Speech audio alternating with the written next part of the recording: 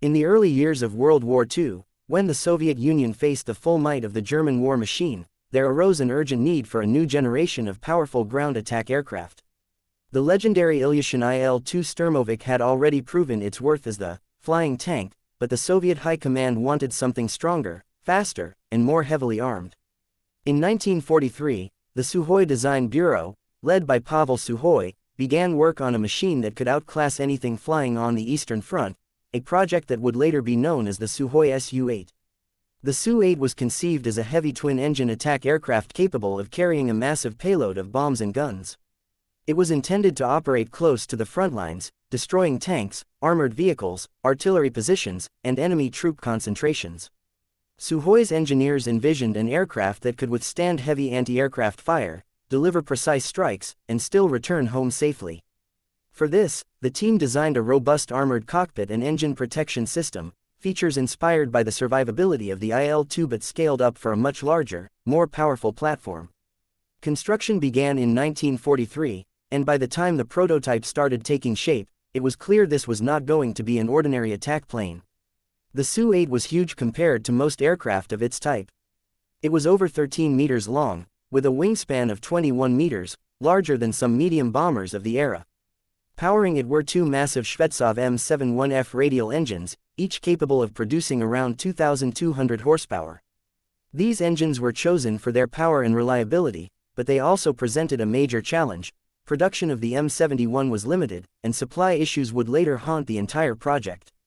The first prototype of the Su-8 was built with rugged steel armor plates surrounding the cockpit, engine nacelles, and critical fuel lines.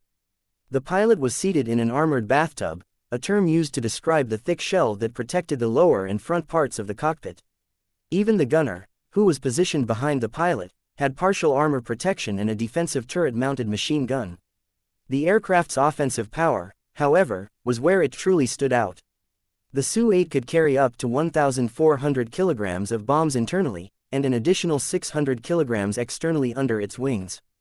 It was equipped with four forward-firing 23mm or 37mm cannons mounted in the nose, giving it a devastating punch against tanks and fortifications. In addition, it could carry rockets under the wings, making it a versatile platform capable of handling almost any battlefield target. When fully loaded, the Su-8 looked like a flying fortress designed specifically for destruction. When it first took to the skies in early 1944, test pilots were impressed by its stability, control, and handling. Despite its size and weight, it was surprisingly responsive, and its twin-engine configuration gave it both power and safety. If one engine failed, the aircraft could still return to base. The Su-8 achieved a top speed of around 500 km per hour, which was quite good for such a heavily armored attack plane.